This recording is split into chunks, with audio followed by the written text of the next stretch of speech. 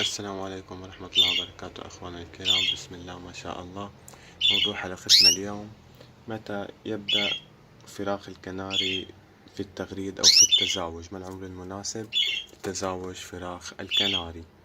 أخي الكريم، فراخ الكناري تبدأ بالتزاوج بالنسبة للذكور من عمر 7 شهور إلى السنة. يعني في عندك الذكور بتبدأ بال7 شهور بيفتح صوتها وبتبلش تغرد، وفي عندك ذكور 8 شهور، في 9 10 لحدود السنة بيكون يعني كله جاهز تماما وببلش تغريد. وبس يبلش تغريد ويفتح صوته ببلش هون عنده علامات الجهوزية للتزاوج. والأنثى نفس الشي، في منه من ال7 شهور إلى السنة، يعني السنة بالكتير أقصى حد عمر سنة بيبدأوا بالتزاوج. كان معكم أخوكم أيهم من قناة عالم الكناري. أتمنى إذا عجبكم الفيديو تدعمونا بلايك واشتراك، والسلام عليكم ورحمة الله وبركاته.